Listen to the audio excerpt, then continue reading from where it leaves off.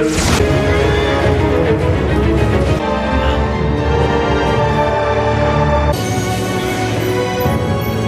青。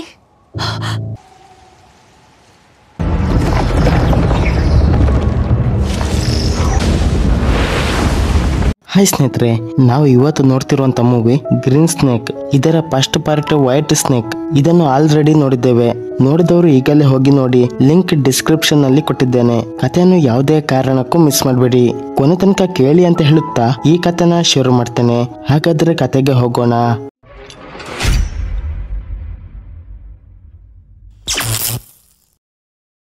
ಕಥೆಯ ಶುರುವಿನಲ್ಲಿ ತೋರಿಸಲಾಗುತ್ತೆ white snake ಬ್ಲಾಂಕಾ ಮತ್ತು green snake ವರ್ಟ ಜೆಂಜಿಯಾಂಗ್ ಮಂದಿರದ ಪಾಹೆ ಬೌದ್ಧ ಮಾಸ್ಟರ್ ಮೇಲೆ ದಾಳಿ ಮಾಡುತ್ತಿದ್ದರು.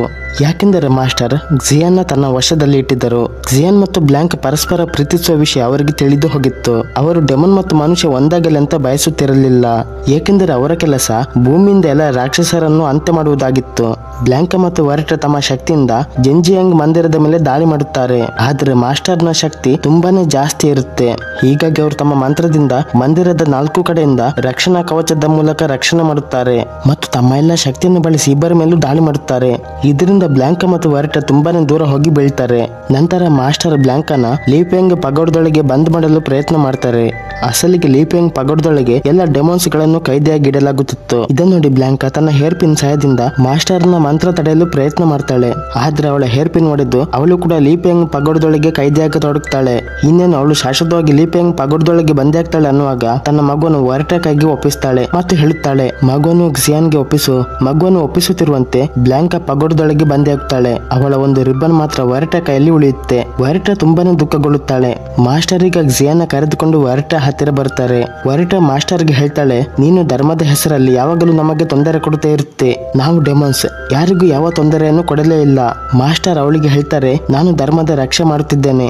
ವರ್ಟ ಅವನಿಗೆ ಹೇಳ್ತಾಳೆ, ನಿನ್ನ ಹತ್ತಿರ ಲಾರ್ಡ್ ಬುದ್ಧನ ಶಕ್ತಿ ಇದೆ, ಹೀಗಾಗಿ ನೀನು ಯಾವಾಗಲೂ ನಮಗೆ ಹಾನಿ ಮಾಡುತ್ತಿ. ಮಾಸ್ಟರ್ ಹೇಳ್ತಾರೆ, ನೀನು ಇಲ್ಲಿಂದ ಹೊರಟು ಹೋಗು, ನಾನು ನಿನ್ನ ಕೊಲ್ಲುವುದಿಲ್ಲ. ಅಷ್ಟು ಹೇಳಿ ಮಾಸ್ಟರ್ ಅಲ್ಲಿಂದ ಹೋಗತೊಡಗುತ್ತಾರೆ. ವರ್ಟ ಜಿಯಾನ್ ಕೈಗೆ ಮಗುವನ್ನು ಒಪ್ಪಿಸಿ ಮಾಸ್ಟರ್ ಮೇಲೆ ಅಟ್ಯಾಕ್ ಮಾಡಲು ಆರಂಭಿಸ್ತಾಳೆ. ಇದನ್ನು ನೋಡಿ ಮಾಸ್ಟರ್ ವರ್ಟನ ತನ್ನ ಮಂತ್ರದ ಸಹಾಯದಿಂದ ಹಿಡಿಯುತ್ತಾರೆ. ಅವಳನ್ನು ಪುನರ್ಜನ್ಮದ ಮೊದಲ ಜಗತ್ತು ನಿರ್ವಾಣಕ್ಕೆ ಕಳಿಸಲು ಪ್ರಯತ್ನ ಮಾಡ್ತಾರೆ. ಮಾಸ್ಟರ್ ಇಲ್ಲಿ ತಮ್ಮ ಮಂತ್ರಗಳನ್ನು ಬಳಸುವಾಗ ವರ್ಟ ಒಳಗಿಂದ ಹಸಿರು ಬಣ್ಣದ ವಿಚಿತ್ರ ಶಕ್ತಿ ಹೊರಬರತೊಡಗುತ್ತೆ. ಅದು ಅವಳನ್ನು ಎಲ್ಲಿಗೋ ಕರೆದುಕೊಂಡು ಹೋಗುತ್ತೆ. ಇದನ್ನು ನೋಡಿ ಮಾಸ್ಟರ್ ತುಂಬಾನೇ ದಿಗ್ಭ್ರಾಂತರಾಗಿ ಬಿಡುತ್ತಾರೆ. ನಂತರ ನಮಗೆ ತೋರಿಸಲಾಗುತ್ತೆ ವರ್ಟಳಿಗೆ ಎಚ್ಚರವಾಗಿ ಕಣ್ಣು ತೆರೆದಾಗ ಅವಳು ಒಂದು ಸಿಟಿಯಲ್ಲಿದ್ದಳು. ಇದರಿಂದ ಅವಳಿಗೆ ಅನಿಸುತ್ತೆ ತಾನು ಲೀಪೆಂಗ್ ಪಗೋಡದೊಳಗೆ ಬಂದಿಯಾಗಿದ್ದನಂತ. ಹೀಗಾಗಿ ತನ್ನ ಸಹೋದರಿ ಬ್ಲಾಂಕನ ಕರೆಯಲು ಪ್ರಾರಂಭಿಸ್ತಾಳೆ. ಆಗಲ್ಲಿ ಒಬ್ಬ ದೈತ್ಯ ರಾಕ್ಷಸ ಅವಳತ್ತ ಬರತೊಡಗ್ತಾನೆ. ವರ್ಟ ದಾನವನ ಮೇಲೆ ದಾಳಿ ಮಾಡುವ ಪ್ರಯತ್ನ ಮಾಡ್ತಾಳೆ. ದಾಳಿ ಮಾಡಲು ಅವಳಿಗೆ ಸಾಧ್ಯವಾಗಲ್ಲ. ತನ್ನ ಶಕ್ತಿ ಹೊರಟು ಹೋಗಿವೆ. ತಾನೊಬ್ಬಳು ಸಾಮಾನ್ಯ ಮನುಷ್ಯಳಾಗಿದ್ದಾನೆ ಅನ್ನುವುದು ಅವಳಿಗೆ ಅರಿವಾಗುತ್ತೆ. ದಾನವ ವರ್ಟ ಮೇಲೆ ದಾಳಿಗೈಯುತ್ತಾನೆ. ಇದನ್ನು ನೋಡಿ ವರ್ಟ ಹೇಗೂ ತಪ್ಪಿಸಿಕೊಂಡು ಅಲ್ಲಿಂದ ಓಡಲು ಶುರು ಮಾಡ್ತಾಳೆ. ಆದರೂ ರಾಕ್ಷಸ ಅವಳ ಬೆನ್ನು ಬಿಡುವುದಿಲ್ಲ. ಓಡುತ್ತಾ ಓಡುತ್ತಾ ವರ್ಟಗೆ ಒಬ್ಬಳು ಹುಡುಗಿ ಕಾಣಿಸ್ತಾಳೆ. ಅವಳು ವರ್ಟನ ಬಚಾವ್ ಮಾಡಲು ಆ ರಾಕ್ಷಸನ ಮೇಲೆ ಗುಂಡು ಹಾರಿಸ್ತಾಳೆ. ಆ ಗುಂಡುಗಳು ರಾಕ್ಷಸನ ಮೇಲೆ ಯಾವುದೇ ಪ್ರಭಾವವನ್ನು ಬೀರುವುದಿಲ್ಲ. ರಾಕ್ಷಸ ಗುಂಡುಗಳ ದಾಳಿಯಿಂದ ಬಚಾವಾಗ್ತಾನೆ. ಇದನ್ನು ನೋಡಿ ಇಬ್ಬರು ಓಡಲು ಶುರು ಮಾಡ್ತಾರೆ. ಓಡುತ್ತಾ ಓಡುತ್ತಾ ಗಾಡಿಗಳ ಒಂದು ಪಾರ್ಕಿಂಗ್ ಲಾಟ್ ಒಳಗೆ ಸಿಲುಕಿಕೊಳ್ಳುತ್ತಾರೆ. ರಾಕ್ಷಸ ಅವರನ್ನು ಕೊಲ್ಲಲು ಅವರ ಮೇಲೆ ಅಟ್ಯಾಕ್ ಮಾಡತೊಡಗ್ತಾನೆ. ಅದರಲ್ಲಿ ಒಬ್ಬ ಮಾಸ್ಕ್ ಧರಿಸಿದ ವ್ಯಕ್ತಿ ಆ ರಾಕ್ಷಸನ ಮೇಲೆ 2-3 ಗಾಡಿಗಳನ್ನು ಬೀಳಿಸ್ತಾನೆ. ಇದರಿಂದ ದಾನವ ಗಾಡಿಗಳ ಅಡಿಯಲ್ಲಿ ಸಿಲುಕಿ ಅಪ್ಪಾಚಿಯಾಗ್ತಾನೆ. ಮಾಸ್ಕ್ ವ್ಯಕ್ತಿ ವರ್ಟ ಮತ್ತು ಆ ಹುಡುಗಿನ ಬಚಾವ್ ಮಾಡಿ ತನ್ನೊಟ್ಟಿಗೆ ಗಾಡಿಯಲ್ಲಿ ಕರ್ಕೊಂಡು ಹೊರಟು ಬಿಡ್ತಾನೆ. ಅವರನ್ನು ಒಂದು ಸೇಫ್ ಜಾಗದಲ್ಲಿ ಬಿಡ್ತಾನೆ. ಆಗ ವರ್ಟ ಆಕಾಶದಲ್ಲಿ ಹಾವಿನ ಸ್ಟ್ಯಾಚು ನೋಡ್ತಾಳೆ. ಅದೇ ಕ್ಷಣ ಆ ಹುಡುಗಿ ವರ್ಟಗೆ ಹೇಳ್ತಾಳೆ, ನನ್ನ ಹೆಸರು ಸುನ್. ಬಳಿಕ ಸುನ್ ಅವಳನ್ನು ಒಂದು ಮನೆಗೆ ಕರ್ಕೊಂಡು ಹೋಗ್ತಾಳೆ. ವರ್ಟಲ್ಲಿ ಅವಳ ಹತ್ತಿರ ಕೇಳ್ತಾಳೆ, ನಮ್ಮನ್ನು ಉಳಿಸಿದ ಹುಡುಗ ಯಾರು? ಸುನ್ ಅವಳಿಗೆ ಹೇಳ್ತಾಳೆ, ಅವನೊಬ್ಬ ಸಾಮಾನ್ಯ ಹುಡುಗ, ತನ್ನ ತಾನೇ ಹೀರೋ ಅಂತ ಭಾವಿಸ್ತಾನೆ. ಇದರ ನಂತರ ಸುನ್ ಅವಳನ್ನು ಒಂದು ಸೀಕ್ರೆಟ್ ಬಿಲ್ಡಿಂಗ್ ಒಳಗೆ ಕರ್ಕೊಂಡು ಹೋಗ್ತಾಳೆ. ಅದನ್ನೊಂದು ಆಕ್ಟೋಪಸ್ ರಕ್ಷಣೆ ಮಾಡುತ್ತಿತ್ತು. ವರ್ಟ ಆ ಬಿಲ್ಡಿಂಗ್ ಒಳ ಹೋಗಾಗ ನೋಡ್ತಾಳೆ, ಅಲ್ಲಿ ಹಲವಾರು ಮಾನ್ಸ್ಟರ್ಸ್ ಮತ್ತು ಮನುಷ್ಯರಿದ್ದರು. ಸುನ್ ಅವಳಿಗೆ ಹೇಳ್ತಾಳೆ, ಇದು ಆಕ್ಟೋಪಸ್ ಏರಿಯಾ. ಆಕ್ಟೋಪಸ್ ನಮ್ಮನ್ನು ಹೊರಗಿನ ಮಾನ್ಸ್ಟರ್ ಜೀವಿಗಳಿಂದ ಬಚಾವ್ ಮಾಡುತ್ತೆ. ಇದರ ಬದಲಿಗೆ ನಾವು ಅದಕ್ಕೆ ತಿನ್ನಲು ಆಹಾರ ಕೊಡ್ತೇವೆ. ಸುನ್ ಈಗ ಕೇಳ್ತಾಳೆ, ನೀನು ಯಾವ ಡೈನಾಸ್ಟಿಯಿಂದ ಬಂದಿದ್ದಿ? ವರ್ಟ ಅವಳಿಗೆ ಹೇಳ್ತಾಳೆ, ನಾನು ಸಾಂಗ್ ಡೈನಾಸ್ಟಿಯಿಂದ. ಸಾಂಗ್ ಡೈನಾಸ್ಟಿಯನ್ನು ಟ್ಯಾಂಗ್ ಡೈನಾಸ್ಟಿ ಅಂತ ಕೆಲವು ಕಡೆ ಹೇಳಲಾಗಿದೆ. ಹಾಗೆ ಈ ಡೈನಾಸ್ಟಿ ಅಂದ್ರೆ ರಾಜವಂಶ. ಸುನ್ ಹೇಳ್ತಾಳೆ, ಈ ಡೈನಾಸ್ಟಿ ಸಾವಿರಾರು ವರ್ಷಗಳಷ್ಟು ಹಳೆಯದು. ನಾವೀಗ ಹಸಿರುವಿಲ್ಲೆ ಡೈನಾಸ್ಟಿಯಲ್ಲಿದ್ದೇವೆ. ಅಸಲಿಗೆ ಹಸಿರುವಿಲ್ಲೆಗೆ ಜೀವಿಸಲು ಬಯಸುವ ಜನರು ಮಾತ್ರ ಬರುತ್ತಿದ್ದರು. ಇದರ ಅರ್ಥ ಇದು ನರಕವೂ ಆಗಿರದೆ ಸ್ವರ್ಗವೂ ಅಲ್ಲದೆ ಬೇರೆ ಜಾಗ ಆಗಿತ್ತು. ಸುನ್ ಇದನ್ನು ಕೂಡ ಹೇಳ್ತಾಳೆ, ಇಲ್ಲಿ ಬೇರೆ ಬೇರೆ ಡೈನಾಸ್ಟಿಯ ಮನುಷ್ಯರು ಮತ್ತು ಮಾಸ್ಟರ್ಗಳು ವಾಸಿಸುತ್ತವೆ. ನಾನು ಕೂಡ ಇಲ್ಲಿಗೆ 2 ತಿಂಗಳ ಹಿಂದೆ ಬಂದಿದ್ದೆ. ತದನಂತರ ಅವಳನ್ನು ತನ್ನ ರೂಮಿಗೆ ಕರ್ಕೊಂಡು ಹೋಗ್ತಾಳೆ ಮತ್ತು ಹೇಳುತ್ತಾಳೆ, ಇಲ್ಲಿ ಶಕ್ತಿವಂತರು ಮಾತ್ರ ಸರ್ವೈವ್ ಮಾಡಬಹುದು. ಹೀಗಾಗಿ ಅವಳು ವರ್ಟಾಗಿ ಬೈಕ್ ಬಿಡುವುದು ಮತ್ತು ಗನ್ ಚಲಾಯಿಸುವುದು ಕಲಿಸತೊಡಗ್ತಾಳೆ. ಹಾಗೆ ವರ್ಟ ತನಗಾಗಿ ಒಂದು ಚಾಕುವಿನಿಂದ ಸ್ಪೆಷಲ್ ಆಯುಧವೊಂದನ್ನು ತಯಾರಿಸ್ತಾಳೆ. ಈಗ ವರ್ಟ ಕೆಲವು ದಿನಗಳಲ್ಲಿ ಬೈಕ್ ಮತ್ತು ಗನ್ ಚಲಾಯಿಸುವುದು ಕಲಿತು ಬಿಡ್ತಾಳೆ. ಈ ನಗರದಲ್ಲಿ 2 ಆರ್ಮಿ ಟೀಮ್ ಇದ್ದವು. ಒಂದು ಆಕ್ಸ್ ಹೆಡ್ ಟೀಮ್, ಮತ್ತೊಂದು Simon's army. Ox head team ಅನ್ನು ಬುಲ್ ಹೆಡ್ ಟೀಮ್ ಅಂತ ಕೂಡ ಹೇಳ್ಬೋದು. ಆಕ್ಸ್ ಹೆಡ್ ಟೀಮಿನ ಲೀಡರ್ ವಿಲಿಯಂ ಈಗ ಇವರ ಬಿಲ್ಡಿಂಗ್ ಮೇಲೆ ದಾಳಿ ಮಾಡಲು ಬರುತ್ತಾನೆ. ಆ ಬಿಲ್ಡಿಂಗ್ ನಲ್ಲಿ ಸುನ್ ಮತ್ತು ವರ್ಟ ಇರುತ್ತಿದ್ದರು. ಯಾಕೆಂದರೆ ಅವರಿಗೆ ಎಲ್ಲಿಂದಲೋ ವಿಷಯ ಗೊತ್ತಾಗಿತ್ತು, ಈ ಬಿಲ್ಡಿಂಗ್ ನಲ್ಲಿ ಮನುಷ್ಯರು ಮತ್ತು ಡೆಮನ್ಸ್ ಅವಿತಿದ್ದಾರಂತ. ಇದನ್ನು ನೋಡಿ ಸುನ್ ಮತ್ತು ವರ್ಟ ತಮ್ಮ ವಸ್ತುಗಳನ್ನು ತೆಗೆದುಕೊಂಡು ಅಲ್ಲಿಂದ ಹೋಗಲು ಆರಂಭಿಸುತ್ತಾರೆ. ಆಗ ಆಕ್ಸ್ ಹೆಡ್ ಆರ್ಮಿ ಮಾಸ್ಟರ್ ಅವರ ಬಿಲ್ಡಿಂಗ್ ಒಳಗೆ ಸುಳುತ್ತೆ. ಆಕ್ಟೋಪಸ್ ನ ಕೂಡ ಹಿಡಿತಾರೆ. ಇದನ್ನು ನೋಡಿ ಸುನ್ ಮತ್ತು ವರ್ಟ ಬಚಾವಾಗಲು ಬಿಲ್ಡಿಂಗ್ ನ ರೂಪ್ ಮೇಲೆ ಹತ್ತುತ್ತಾರೆ. ಈಗ ಇಲ್ಲಿಗೆ ಮತ್ತೊಂದು ಮಾಸ್ಟರ್ ಗ್ಯಾಂಗ್ ಬರುತ್ತೆ. ಇದರ ಲೀಡರ್ ಸೈಮನ್ ಹೆಸರಿನ ವ್ಯಕ್ತಿಯಾಗಿದ್ದ. ಈ 2 ಗ್ಯಾಂಗ್ ಗಳ ನಡುವೆ ಯಾವಾಗಲೂ ಜಗಳವಾಗುತ್ತಿತ್ತು. ಹೀಗಾಗಿ ಈ 2 ಗ್ಯಾಂಗ್ ಗಳ ಲೀಡರ್ಸ್ ಇವತ್ತು ಕೂಡ ಫೈಟ್ ಮಾಡಲು ಡಿಸೈಡ್ ಮಾಡ್ತಾರೆ. ಅತ್ತ ಸುನ್ ಮತ್ತು ವರ್ಟ ರೂಪ್ ಮೇಲೆ ಇಟ್ಟ ತಮ್ಮ ಬೈಕ್ ನಿಂದ ತಪ್ಪಿಸಿಕೊಂಡು ಓಡಲು ಪ್ರಯತ್ನ ಮಾಡ್ತಾರೆ. ಆದರೆ ಕೆಲವು ಮಾಸ್ಟರ್ಸ್ ಅವರನ್ನು ನೋಡಿ ಅವರನ್ನು ಕೊಲ್ಲಲು ಹಿಂದೆ ಬೀಳುತ್ತವೆ. ಅವರ ಬೈಕ್ ಮೇಲೆ ದಾಳಿ ಮಾಡುತ್ತವೆ. ಇದರಿಂದ ಸುನ್ ಮತ್ತು ವರ್ಟ ಗ್ಯಾಂಗ್ ಗಳ ನಡುವೆ ಹೋಗಿ ಬೀಳುತ್ತಾರೆ. ಆಗ ಅವರನ್ನು ಹಿಂಬಲಿಸುತ್ತಾ ಬಂದ ರಾಕ್ಷಸ ಸುನ್ನ ಕೊಂದು ಬಿಡುತ್ತೆ. ಇದು ನೋಡಿ ವರ್ಟಗೆ ಸಿಟ್ಟು ಬಂದು ಆ ಮಾಸ್ಟರ್ ರಾಕ್ಷಸನ ಜೀವಂತ ಕೊಂದು ಬಿಡ್ತಾಳೆ. ಅವಳನ್ನು ಕೊಲ್ಲಲು ಇನ್ನೂ ಕೆಲವು ಆಕ್ಸ್ ಹೆಡ್ ಮಾಸ್ಟರ್ ಬರುತ್ತವೆ. ಆದ್ರೆ ಸೈಮನ್ ಹಾಗೂ ವರ್ಟನ ಬಚಾವ್ ಮಾಡ್ತಾನೆ. ಇಲ್ಲಿ ಆ ಮಾಸ್ಕ್ ವ್ಯಕ್ತಿ ವರ್ಟ ಮೇಲೆ ಕಣ್ಣಿಡುತ್ತಿದ್ದ. 2 ಗ್ಯಾಂಗ್ ಗಳ ಲೀಡರ್ಸ್ ಫೈಟ್ ಗಾಗಿ ತಯಾರಾಗ್ತಾರೆ. ಅದೇ ಕ್ಷಣ ಅಲ್ಲಿ ಭಯಾನಕ ತೂಫಾನು ಬರತೊಡಗುತ್ತೆ. ಆ ತೂಫಾನು ನಡುವಿನಿಂದ ಹಸಿರು ಬಣ್ಣದ ಜೀವಿಗಳು ಹೊರಬರತೊಡಗುತ್ತವೆ. ಅವುಗಳನ್ನು ನೋಡುತ್ತಿದ್ದಂತೆ 2 ಗ್ಯಾಂಗ್ ನವರು ಇಲ್ಲಿಂದ ಪರಾರಿ ಆಗ್ತಾರೆ. ವರ್ಟೆಗೆ ಅವುಗಳು ಏನಂತ ಅರ್ಥವಾಗಲ್ಲ. ಆದರೆ ಅವುಗಳು ಮನುಷ್ಯರು ಮತ್ತು ಡೆಮನ್ಸ್ ಗಳನ್ನು ಕಚ್ಚಿ ತಮ್ಮಂತೆ ಮಾಡತೊಡಗುತ್ತವೆ. ವರ್ಟೆ ಕೂಡ ಅವುಗಳಿಂದ ತಪ್ಪಿಸಿಕೊಂಡು ಓಡಲು ಶುರು ಮಾಡ್ತಾಳೆ. ಆ ಕ್ಷಣ ಸೈಮನ್ ಅಲ್ಲಿಗೆ ಬಂದು ವರ್ಟೆಯನ್ನು ಬಚಾವ್ ಮಾಡಿ ತನ್ನೊಂದಿಗೆ ಕರೆದುಕೊಂಡು ಹೋಗ್ತಾನೆ. ಬಳಿಕ ನಮಗೆ ಸೈಮನ್ ಟೀಮ್ ನ ತೋರಿಸಲಾಗುತ್ತೆ. ಅವನ ಟೀಮ್ ನ ಹೆಚ್ಚಿನ ರಾಕ್ಷಸರು ಗಾಯಗೊಂಡಿದ್ದರು. ಹೀಗಾಗಿ ರಾಕ್ಷಸರು ಸೈಮನ್ಗೆ ಹೇಳುತ್ತಾರೆ, ಮೊದಲು ಗ್ರೀನ್ ಕ್ರಿಯೇಚರ್ ಹಸಿರು ಜೀವಿಗಳು ತಿಂಗಳಿಗೆ ಒಮ್ಮೆ ಬರುತ್ತಿದ್ದವು. ಮಾತ್ರ ಈಗ 2-3 ದಿನಗಳಿಗೊಮ್ಮೆ ನಮ್ಮ ಮೇಲೆ ಅಟ್ಯಾಕ್ ಮಾಡುತ್ತಿವೆ. ನಾವೀಗ ನಮ್ಮ ಗ್ಯಾಂಗ್ ಸ್ಟ್ರಾಂಗ್ ಮಾಡಲು ಮನುಷ್ಯರನ್ನು ನಮ್ಮ ಗ್ಯಾಂಗ್ ನಿಂದ ತೆಗೆಯಬೇಕು. ಇದರಿಂದ ಸೈಮನ್ಗೆ ಸಿಟ್ಟು ಬರುತ್ತೆ ಮತ್ತು ಅವನು ಹೇಳುತ್ತಾನೆ, ನಾನು ಕೂಡ ಒಬ್ಬ ಮನುಷ್ಯ. ಸೈಮನ್ ನ ಗರ್ಲ್ ಫ್ರೆಂಡ್ ಎಲ್ಲರಿಗೂ ಹೇಳ್ತಾಳೆ, ಒಂದು ವೇಳೆ ಸೈಮನ್ ಇರದಿದ್ದರೆ ನಿಮ್ಮಲ್ಲಿ ಯಾರೊಬ್ಬರು ಜೀವಂತ ಇರುತ್ತಿರಲಿಲ್ಲ. ಯಾಕೆಂದರೆ ಸೈಮನ್ ನಿಮ್ಮನ್ನು ಆ ವಿಚಿತ್ರ ರಾಕ್ಷಸರಿಂದ ಉಳಿಸಿದ್ದ. ಈಗ ಒಬ್ಬಳು ಡೆಮನ್ ಹುಡುಗಿ ವರ್ಟ ಮೇಲೆ ದಾಳಿ ಮಾಡಲು ಆರಂಭಿಸ್ತಾಳೆ. ಏಕೆಂದರೆ ವರ್ಟ ದುರ್ಬಲ ಮನುಷ್ಯಳಂತ ಅವಳಿಗೆ ಅನಿಸುತ್ತಿತ್ತು. ವರ್ಟ ಡೆಮನ್ ಹುಡುಗಿ ಮೇಲೆ ದಾಳಿ ಮಾಡಿ ಅವಳನ್ನು ಹಿಡಿದು ಬಿಡ್ತಾಳೆ. ಇದೆಲ್ಲ ನೋಡ್ತಿದ್ದ ಸೈಮನ್ ಗರ್ಲ್ ಫ್ರೆಂಡ್ ಸೈಮನ್ಗೆ ಹೇಳ್ತಾಳೆ, ನಮ್ಮ ಹತ್ತಿರದ ಫ್ಯೂಯಲ್ ಖಾಲಿಯಾಗಿದೆ. ಸೈಮನ್ ಹೇಳುತ್ತಾನೆ, ಬೆಳಿಗ್ಗೆ ಒಳಗೆ ಆ ವಿಚಿತ್ರ ರಾಕ್ಷಸ ಆತ್ಮಗಳು ಹೊರಟು ಹೋಗುತ್ತವೆ. ಮರ್ದಿನ ಬೆಳಿಗ್ಗೆ ಸೈಮನ್ ವರ್ಟ ಜೊತೆ ಆಲ್ಕುಡ್ ಮಾರ್ಕೆಟ್ ನತ್ತ ಹೊರಟು ಬಿಡ್ತಾನೆ. ದುರದೃಷ್ಟ ಅನ್ನುವಂತೆ ಕೆಲವು ಡೆಮನ್ಸ್ ಇವರ ಮೇಲೆ ಅಟ್ಯಾಕ್ ಮಾಡಲು ಆರಂಭಿಸುತ್ತವೆ. ಸೈಮನ್ ಇದನ್ನು ನೋಡಿ ವರ್ಟೆಗೆ ಡ್ರೈವ್ ಮಾಡಲು ಹೇಳಿ ಸ್ವತಃ ತಾನು ಡೆಮನ್ಸ್ ಗಳೊಂದಿಗೆ ಫೈಟ್ ಮಾಡಲು ಶುರು ಮಾಡ್ತಾನೆ. ಆದರೆ ಅವುಗಳ ಸಂಖ್ಯೆ ತುಂಬಾನೇ ಹೆಚ್ಚಿತ್ತು. ಹೀಗಾಗಿ ಸೈಮನ್ ಫುಲ್ ಸ್ಪೀಡ್ ನಲ್ಲಿ ಗಾಡಿನ ಅಲ್ಲಿಂದ ತಕೊಂಡು ಮುಂದೆ ಹೋಗತೊಡಗ್ತಾನೆ. ಹೇಗೆ ಇಬ್ಬರು ತಪ್ಪಿಸಿಕೊಂಡು ಆಲ್ಗುಡ್ ಮಾರ್ಕೆಟ್ ಗಾಡಿಯ ಬಳಿಗೆ ತಲುಪ್ತಾರೆ. ಇದರ ನಂತರ ಸೈಮನ್ ವರ್ಟೆಯನ್ನು ಕರ್ಕೊಂಡು ಆಲ್ಗುಡ್ ಮಾರ್ಕೆಟ್ ಒಳಗೆ ಹೋಗ್ತಾನೆ. ಒಳಗಡೆ ಹೋಗುವ ಮೊದಲು ಅವರ ಎಲ್ಲ ವೆಪನ್ ಗಳನ್ನು ತೆಗೆದುಕೊಳ್ಳಲಾಗುತ್ತೆ. ಸೈಮನ್ ಮತ್ತು ವರ್ಟ ಮಾರ್ಕೆಟ್ ಒಳಗೆ ಪ್ರವೇಶ ಮಾಡಿದಾಗ ನೋಡ್ತಾರೆ, ಅಲ್ಲಿ ಹಲವಾರು ಮಾಸ್ಟರ್ಸ್ ಮೊದಲೇ ಶಾಪಿಂಗ್ ಮಾಡುತ್ತಿದ್ದವು. ಹಾಗೆ ಅಲ್ಲಿ ಅದೇ ಮಾಸ್ಕ್ ವ್ಯಕ್ತಿ ಇದ್ದ. ಅವನು ಅಲ್ಲೇ ಕೆಲಸ ಮಾಡುತ್ತಿದ್ದ. ಈಗ ಅಲ್ಲಿಗೆ ಮಾರ್ಕೆಟ್ ನ ಓನರ್ ಬರ್ತಾಳೆ. ಇವಳು ಬೇರೆ ಯಾರು ಅಲ್ಲ, ಡೆಮನ್ ಫಾಕ್ಸ್. ವರ್ಟ ಡೆಮನ್ ಫಾಕ್ಸ್ ಹತ್ತಿರ ಕೇಳುತ್ತಾಳೆ, ನಾವು ಈ ಹಸಿರು ವಿಲೆಯಲ್ಲಿ ಏನು ಮಾಡುತ್ತಿದ್ದೇವೆ? ಫಾಕ್ಸ್ ಡೆಮನ್ ಹೇಳುತ್ತಾಳೆ, ಇಲ್ಲಿಗೆ ಪುನರ್ಜನ್ಮ ಪಡೆಯಲು ಬಯಸಿದ ಜನರು ಬರ್ತಾರೆ. ಹೀಗಾಗಿ ಈ ಹಸಿರು ವಿಲೆಯನ್ನು ಮಾಡಲಾಗಿದೆ. ಇಲ್ಲಿ ಎಷ್ಟು ಮನುಷ್ಯರು ಮತ್ತು ಡೆಮನ್ಸ್ ಇದ್ದಾರೋ ಅವರೆಲ್ಲರ ಬಳಿ ತಮ್ಮವರನ್ನು ನೆನಪಿಸಿಕೊಳ್ಳುವ ಯಾವುದಾದರೂ ವಸ್ತು ಖಂಡಿತ ಇರುತ್ತೆ. ಅದಕ್ಕೆ ಅವರು ತುಂಬಾನೇ ಅಟ್ಯಾಚ್ ಆಗಿರ್ತಾರೆ. ಇದು ಹೇಗೆ ಅಂದ್ರೆ, ನಿನ್ನ ಹತ್ತಿರ ನಿನ್ನ ಸಹೋದರಿಯ ರಿಬ್ಬನ್ ಹೇಗೆ ಇದೆಯೋ ಹಾಗೆ. ವರ್ಟ ಡೆಮನ್ ಫಾಕ್ಸ್ ಹತ್ತಿರ ಕೇಳ್ತಾಳೆ, ನಾನು ಈ ಜಾಗದಿಂದ ಹೇಗೆ ಹೊರಗೆ ಹೋಗಬಹುದು? ಡೆಮನ್ ಫಾಕ್ಸ್ ಅವಳನ್ನು ಒಂದು ಕೊಳದ ಬಳಿ ಕರ್ಕೊಂಡು ಹೋಗ್ತಾಳೆ. ಅಲ್ಲಿ ಅವಳಿಗೆ ಹೇಳ್ತಾಳೆ, ನೀನು ಈ ಕೊಳದೊಳಗೆ ಹಾರಿದರೆ ಈ ಹಸಿರು ವಿಲೆ ಜಾಗದಿಂದ ಹೊರಗೆ ಹೋಗಬಹುದು. ಮಾತ್ರ ಈ ನೀರಿಗೆ ಹಾರದು ಅಷ್ಟೊಂದು ಸುಲಭವಲ್ಲ. ನೀನು ನೀರಿಗೆ ಹಾರಿದಂತೆ ನಿನ್ನ ಒಳಗಿಂದ ನೀನು ಇಷ್ಟಪಡುವ, ನೀನು ಯಾರಿಗೆ ಅಟ್ಯಾಚ್ ಆಗಿದ್ದಿ ಅವಳ ಎಲ್ಲ ನೆನಪು ಅಳಿಸಿ ಹೋಗುತ್ತೆ. ಹೀಗಾಗಿ ಕೊಳದ ನೀರಿಗೆ ಹಾರುವಂತ ಕೆಲಸ ತುಂಬಾನೇ ಕಡಿಮೆ ಜನ ಮಾಡ್ತಾರೆ. ಇದನ್ನು ಕೇಳಿ ಆ ಮಾಸ್ಕ್ ವ್ಯಕ್ತಿ ತನ್ನ ಹತ್ತಿರದ ಸರವನ್ನು ಹಿಡಿದು ಕೊಳದಲ್ಲಿ ನೋಡ್ತಾನೆ. ಅವನಿಗೆ ಏನೂ ಕಾಣಿಸಲ್ಲ. ಯಾಕೆಂದರೆ ಆತ ಎಲ್ಲವನ್ನು ಮರೆತಿದ್ದ. ತಾನು ಯಾರಿಗೆ ಹೆಚ್ಚು ಅಟ್ಯಾಚ್ ಆಗಿದ್ದ ಹೇಗಿದೆ ಅನ್ನೋದು ಅವನಿಗೆ ಗೊತ್ತಿರಲಿಲ್ಲ. ವರ್ಟ ಆ ನೀರಿನಲ್ಲಿ ನೋಡಿದಾಗ ಅವಳಿಗೆ ಆ ನೀರಲ್ಲಿ ತನ್ನ ಸಹೋದರಿಯ ಚಿತ್ರ ಕಾಣುತ್ತೆ. ಅದನ್ನು ನೋಡಿದಾಗ ಅವಳು ತುಂಬಾನೇ ಎಮೋಷನಲ್ ಆಗ್ತಾಳೆ. ತನ್ನ ಸಹೋದರಿಯನ್ನು ಮರೆತು ಬಿಡಲು ಅವಳು ಬಯಸದೆ ಆ ನೀರಿಗೆ ಹಾರುವುದಿಲ್ಲ ಮತ್ತು ಸೈಮನ್ ಜೊತೆ ಫ್ಯೂಯಲ್ ತಕೊಂಡು ಅಲ್ಲಿಂದ ಹೋಗತೊಡಗ್ತಾಳೆ. ಆ ಕ್ಷಣ ಮತ್ತೆ ಆ ಗ್ರೀನ್ ಕ್ರಿಯೇಚರ್ ಗಳು ಬಂದು ಅವರ ಮೇಲೆ ದಾಳಿ ಮಾಡತೊಡಗ್ತವೆ. ಇದು ನೋಡಿ ಎಲ್ಲರೂ ಮತ್ತೆ ಪುನಃ ಮಾರ್ಕೆಟ್ ಒಳಗೆ ಓಡ್ತಾರೆ. ಇದು ನೋಡಿ ಫಾಕ್ಸ್ ಡೆಮನ್ ಎಲ್ಲರನ್ನು ಕರೆದುಕೊಂಡು ಆ ಕೊಳದ ಹತ್ತಿರ ಹೋಗತೊಡಗ್ತಾಳೆ. ಆದರೆ ಅಲ್ಲಿಗೆ ತಲುಪುವ ಮೊದಲು ಒಂದು ಡೆಮನ್ ನ ಗ್ರೀನ್ ಕ್ರಿಯೇಚರ್ ಒಂದು ಕಚ್ಚಿಬಿಟ್ಟಿತ್ತು. ಇದರಿಂದಾಗಿ ಆ ಡೆಮನ್ ಕೂಡ ಒಂದು ಗ್ರೀನ್ ಕ್ರಿಯೇಚರ್ ಗೆ ಬದಲಾಗುತ್ತೆ ಮತ್ತು ಎಲ್ಲರ ಮೇಲೆ ಅಟ್ಯಾಕ್ ಮಾಡತೊಡಗುತ್ತೆ. ಹೆದರಿದ ಎಲ್ಲರೂ ಮತ್ತೆ ಪುನಃ ಅಲ್ಲಿಂದ ಓಡಲು ಪ್ರಯತ್ನ ಮಾಡ್ತಾರೆ. ಗ್ರೀನ್ ಕ್ರಿಯೇಚರ್ ಆ ಸಂದರ್ಭದಲ್ಲಿ ಮಾಸ್ಕ್ ವ್ಯಕ್ತಿಯನ್ನು ಹಿಡಿದು ಕೊಲ್ಲತೊಡಗುತ್ತೆ. ಸೈಮನ್ ತಕ್ಷಣ ತನ್ನ ತಲವಾರಿನಿಂದ ಅದರ ಶಿರವನ್ನು ಬೇರೆ ಮಾಡಿಬಿಡ್ತಾನೆ. ಇದರಿಂದ ಅದು ಸಾಯುತ್ತೆ. ಸೈಮನ್ ಎಲ್ಲರಿಗೂ ಹೇಳುತ್ತಾನೆ, ಈ ಗ್ರೀನ್ ಕ್ರಿಯೇಚರ್ ಗಳನ್ನು ಅವುಗಳ ಶಿರವನ್ನು ಕಡಿದು ಮಾತ್ರ ಕೊಲ್ಲಬಹುದು.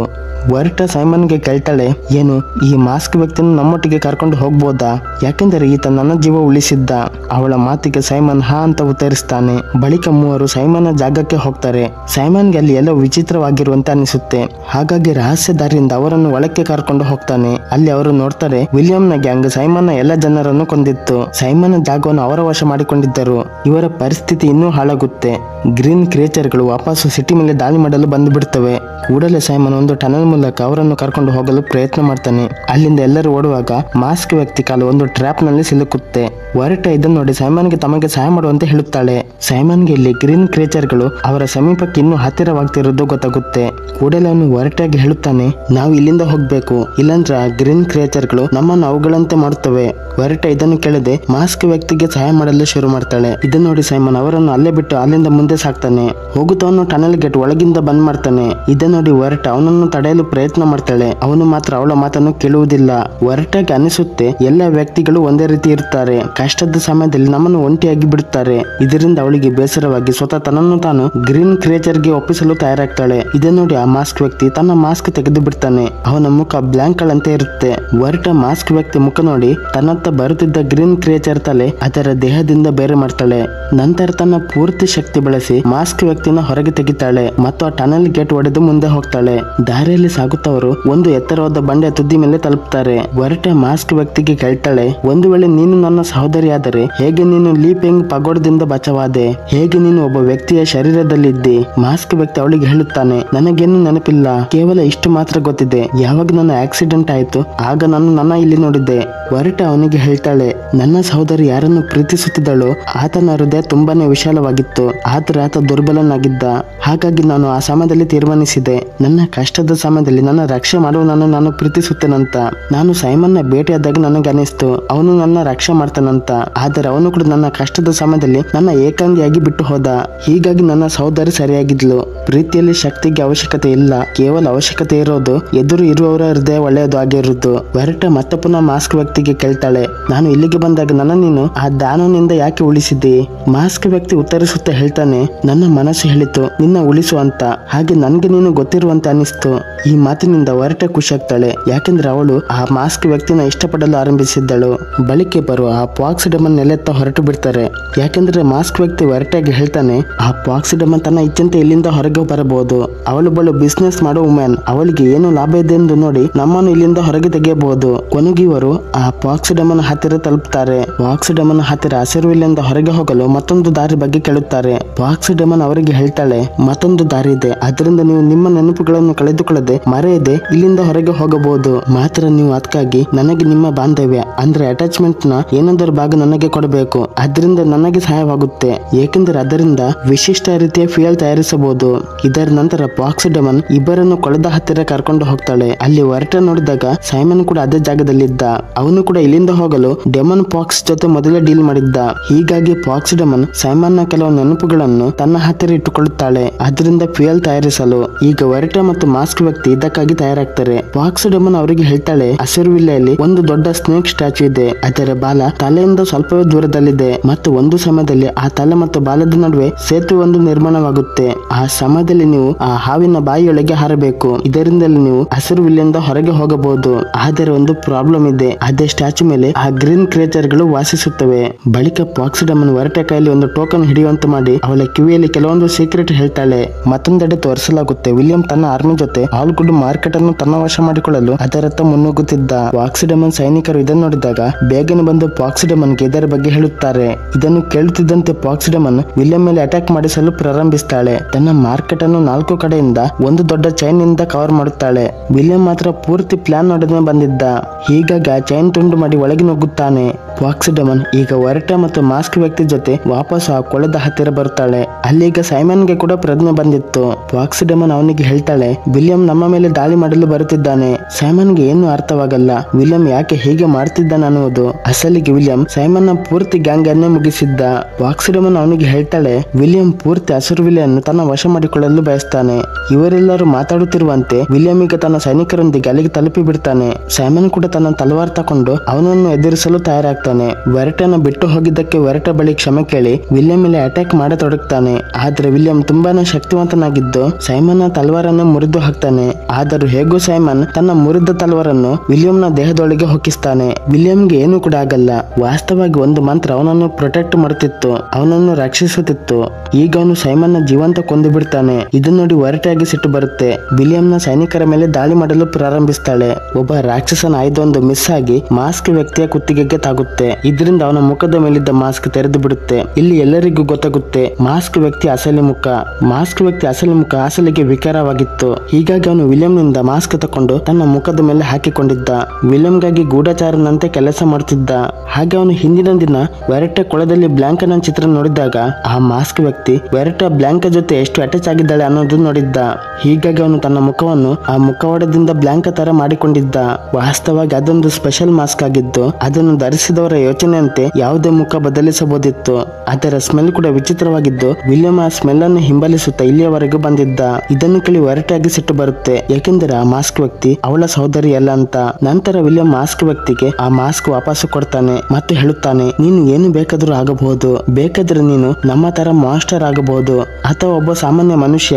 ಮಾಸ್ಕ್ ವ್ಯಕ್ತಿ ಅವನ ಮಾತನ್ನು ಕೇಳದೆ ವಾಪಸ್ ಬ್ಲಾಂಕ ಮುಖದಲ್ಲೇ ಕಾಣಿಸಿಕೊಳ್ಳುತ್ತಾನೆ. ಯಾಕೆಂದ್ರೆ ಅವನು ವರಟೆಯನ್ನು ತುಂಬಾನೇ ಇಷ್ಟಪಡುತ್ತಿದ್ದ. ಇದನ್ನ ನೋಡಿ ವಿಲಿಯಂಗೆ ತುಂಬಾನೇ ಸಿಟ್ಟು ಬರುತ್ತೆ. ಈಗ ವಿಲಿಯಂನ ರಾಕ್ಷಸರು ಅಂದ್ರೆ ಆಕ್ಸ್ ಆರ್ಮಿ ಪಾಕ್ಸಿಡಮನ್ ಮೇಲೆ ಅಟ್ಯಾಕ್ ಮಾಡಲು ಶುರು ಮಾಡ್ತಾರೆ. ಪಾಕ್ಸಿಡಮನ್ಗೆ ಸಿಟ್ಟು ಬಂದು ಆ ಕೊಳಕ್ಕೆ ಧುಮುಕಿ ಬಿಡ್ತಾಳೆ. ತನ್ನ ಅಸಲಿ ರೂಪ ದೊಡ್ಡ ಪಾಕ್ಸಿಡಮನ್ಗೆ ಬದಲಾಗುತ್ತಾಳೆ. ನೀರಿನ ದೊಡ್ಡ ಅಲೆಗಳನ್ನೇ ಸೃಷ್ಟಿ ಮಾಡಿ ವಿಲಿಯಂ ಸೈನಿಕರ ಮೇಲೆ ದಾಳಿ ಮಾಡಿ ತೊಡಗುತ್ತಾಳೆ. ನೀರಿನ ದೈತ್ಯ ಅಲೆಗಳಿಗೆ ಹೆದರಿದ ಮಾಸ್ಟರ್ಸ್ ಒಂದೊಂದಾಗಿ ಹಸಿರು ವಿಲೆಯಿಂದ ಹೊರಗೆ ಹೋಗುತ್ತವೆ. ಇದರೊಂದಿಗೆ ವಿಲಿಯಂ ಆ ನೀರಿನಲ್ಲಿ ಮುಳುಗಿ ಬಿಡ್ತಾನೆ. ಆದರೆ ಪಾಕ್ಸಿಡಮನ್ ಮಾಸ್ಕ್ ವ್ಯಕ್ತಿ ಮತ್ತು ವರಟೆಗೆ ಒಂದು ಬೋಟ್ ಕೊಟ್ಟು ಅವರನ್ನು ಸೇಫ್ ಆಗಿ ಅಲ್ಲಿಂದ ಹೊರಗೆ ತರುತ್ತಾಳೆ. ಮಾಸ್ಕ್ ವ್ಯಕ್ತಿ ಮತ್ತು ವರಟೆ ತೆಲುತ್ತಾ ಕಿನಾರಕ್ಕೆ ತಲುಪುತ್ತಾರೆ. ವರಟೆಯಲ್ಲಿ ಮಾಸ್ಕ್ ವ್ಯಕ್ತಿಗೆ ಕೇಳುತ್ತಾಳೆ, ನನಗೆ ಸತ್ಯ ಹೇಳು, ನೀನು ಯಾರು? ಮಾಸ್ಕ್ ವ್ಯಕ್ತಿ ಅವಳಿಗೆ ಹೇಳುತ್ತಾನೆ, ನಾನು ಮೊದಲು ಇಲ್ಲಿ ಕಣ್ಣು ತೆರೆದಾಗ ನನಗೆ ಯಾವುದು ನೆನಪಿರಲಿಲ್ಲ. ಆದ್ರೆ ನನಗೆ ಮೊದಲ ನೋಟದಲ್ಲಿ ನಿನ್ನ ಮೇಲೆ ಪ್ರೀತಿಯಾಗಿತ್ತು. ನಿನಗೆ ಮಾತ್ರ ಒಬ್ಬ ಶಕ್ತಿಶಾಲಿ ಮನುಷ್ಯ ಬೇಕಾಗಿದ್ದ. ಹಾಗಾಗಿ ನಾನು ಆ ಮಾಸ್ಕ್ ನಿಂದ ನಿನ್ನ ಸಹೋದರ ಮುಖ ಮಾಡಿದ್ದೆ, ಏಕೆಂದರೆ ನಿನಗೆ ಇನ್ನೂ ಹತ್ತಿರವಾಗಲು. ವರಟೆ ಈಗ ಹೇಳುತ್ತಾಳೆ, ನಾನು ತಪ್ಪಾಗಿದ್ದೆ. ನಾನೊಬ್ಬ ಶಕ್ತಿವಂತ ಮನುಷ್ಯನನ್ನು ಬಯಸಿದೆ. ಆದ್ರೆ ನನಗೀಗ ಅರ್ಥವಾಗಿದೆ, ಸ್ವತಃ ನಾನು ಶಕ್ತಿವಂತಳಾಗಿ ಮಾಡಬೇಕಾಗಿತ್ತು. ನಾನೀಗ ಹಸಿರು ವಿಲೆಯಿಂದ ಹೊರಗೆ ಹೋಗಿ ಮಾಸ್ಟರ್ನ ಕೊಲ್ಲುತ್ತೇನೆ. ಬಳಿಕ ಇಬ್ಬರು ಇಲ್ಲಿಂದ ಹೋಗುತ್ತಾ ಆ ಸ್ಟ್ಯಾಚು ಬಳಿಕೆ ತಲುಪುತ್ತಾರೆ. ಈ ಸ್ಟ್ಯಾಚು ಅನ್ನು ವಿಶ್ ಬ್ರಿಡ್ಜ್ ಅಂತ ಹೇಳಲಾಗುತ್ತೆ. ಇನ್ನೊಂದೆಡೆ ತೋರಿಸಲಾಗುತ್ತೆ ವಿಲಿಯಂ ತನ್ನ ಕವಚದಿಂದ ಬಚಾವಾಗಿದ್ದ.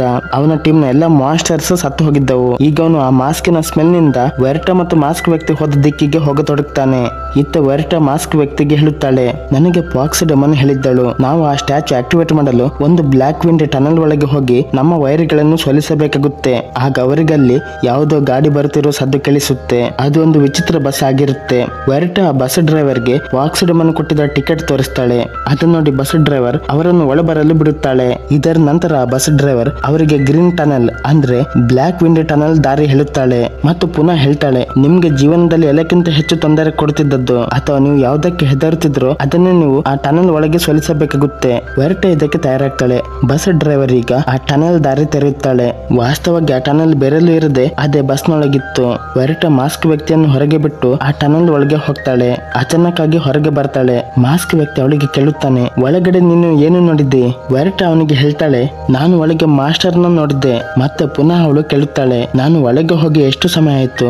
ಮಾಸ್ಕ್ ವ್ಯಕ್ತಿ ಹೇಳ್ತಾನೆ, ನೀನು ಒಂದೇ ಕ್ಷಣದಲ್ಲಿ ಒಳಗೆ ಹೋಗಿ ಬಂದಿ. ವೆರಿಟ ಇದರಿಂದ ತುಂಬಾನೇ ದಂಗಾಗಿ ಬಿಡ್ತಾಳೆ. ವಾಸ್ತವವಾಗಿ ಅವಳು ಮಾಸ್ಟರ್ ಜೊತೆ ಹೆಚ್ಚು ಹೊತ್ತು ಫೈಟ್ ಮಾಡಿದ್ದಳು. ಇದರಿಂದ ಅವರಿಗೆ ಅರ್ಥವಾಗುತ್ತೆ ಆ ಟನಲ್ ಒಳಗಿನ 1 ಗಂಟೆ ಹೊರಗಿನ 1 ಸೆಕೆಂಡ್ ಗಿಂತ ಕಮ್ಮಿ. ವೆರಿಟ ಮತ್ತೊಮ್ಮೆ ಆ ಟನಲ್ ಒಳಗೆ ಹೋಗ್ತಾಳೆ. ಮಾಸ್ಟರ್ ಅಲ್ಲಿ ವೆರಿಟಾಗಿ ಹೇಳುತ್ತಾರೆ, ನಾನೇ ವಿಲಿಯಂನ ಆಸುರ್ವಿಲ್ಲೆಗೆ ಕಳಿಸಿದ್ದೆ. ಯಾಕೆಂದ್ರೆ ಅವನು ಎಲ್ಲ ಮನುಷ್ಯರು ಮತ್ತು ಡೆಮಸ್ ನ ಕೊಂದು ಅವರೆಲ್ಲರೂ ಪುನರ್ಜನ್ಮ ಪಡೆಯಲು. ನಾನು ವಿಲಿಯಂಗೆ ಒಂದು ಕವಚ ಕೂಡ ಕೊಟ್ಟಿದ್ದೆ, ಯಾರಾದರೂ ಅವನನ್ನು ಕೊಲ್ಲದೇ ಇರಲು. ಅವನು ಎಲ್ಲ ಡೆಮನ್ಸ್ ಕೊಂದು ಎಲ್ಲರ ಪುನರ್ಜನ್ಮ ಮಾಡಲು, ಆದ್ದರಿಂದ ಎಲ್ಲ ಡೆಮನ್ಸ್ ಮನುಷ್ಯರಾಗಿ ಬದಲಾಗಲು. ಆದ್ರೆ ವಿಲಿಯಂ ನನ್ನ ಮಾತನ್ನು ಕೇಳಲೇ ಇಲ್ಲ. ಆಸುರ್ವಿಲ್ಯನ್ನು ವಶ ಮಾಡಿಕೊಳ್ಳಲು ತನ್ನದೇ ಒಂದು ಗ್ಯಾಂಗ್ ಕಟ್ಟಿಕೊಂಡ. ಅವರ ಮಾತು ಕೇಳಿ ವೆರಿಟಾಗಿ ಸಿಟ್ಟು ಬರುತ್ತೆ. ಪುನರ್ಜನ್ಮ ಪಡೆಯಲು ಅವಳು ಬಯಸಲ್ಲ. ಹೀಗಾಗಿ ತನ್ನ ಶಕ್ತಿಯನ್ನು ಬಳಸಿ ಮಾಸ್ಟರ್ನ ಕೊಲ್ಲಲು ಪ್ರಯತ್ನ ಮಾಡ್ತಾಳೆ. ಮಾಸ್ಟರ್ ಮಾತ್ರ ತುಂಬಾನೇ ಶಕ್ತಿವಂತರಾಗಿದ್ದರು. ಅವಳನ್ನೇ ಸೋಲಿಸಿ ಹೊರಗೆ ಎಸೆದು ಬಿಡ್ತಾರೆ. ಇಷ್ಟಾದರೂ ವೆರಿಟ ಸ್ವಲ್ಪಿಕೊಳ್ಳಲು ಬಯಸದೆ ಮತ್ತೆ ಮತ್ತೆ ಟನಲ್ ಒಳಗೆ ಹೋಗತೊಡಗುತ್ತಾಳೆ. ಅದರಿಂದ ಅವಳ ಶಕ್ತಿ ನಿಧಾನವಾಗಿ ಹೆಚ್ಚುತ್ತಿದ್ದವು.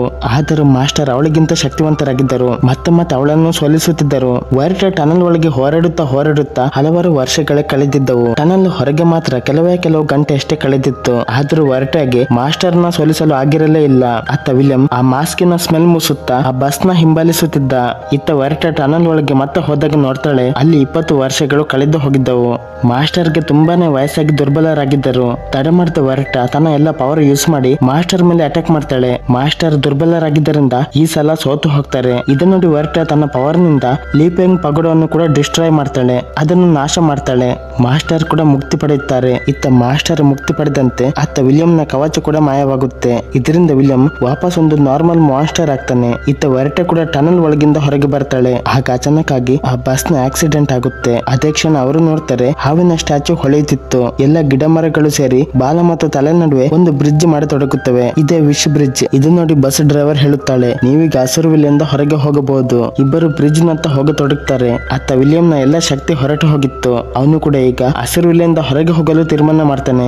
ವೆರಿಟ ಮತ್ತು ಮಾಸ್ಕ್ ವ್ಯಕ್ತಿ ದಾರಿಯಲ್ಲಿ ಮುಂದೆ ಹೋಗುವಾಗ ವೆರಿಟ ಮಾಸ್ಕ್ ವ್ಯಕ್ತಿಗೆ ಹೇಳುತ್ತಾಳೆ, ನಾನು ಇಲ್ಲಿಂದ ಹೊರಗೆ ಹೋಗಿ ನನ್ನ ಸಹೋದರಿನ ಹುಡುಕ್ತೇನೆ, ನೀನು ನಿನ್ನ ಇಷ್ಟದ ವ್ಯಕ್ತಿನ ಹುಡುಕು. ಈಗ ಅವರು ನೋಡ್ತಾರೆ, ಅಲ್ಲಿ ಹಲವಾರು ಗ್ರೀನ್ ಕ್ರಿಯೇಚರ್ಗಳು ನಿದ್ರಿಸಿದ್ದವು.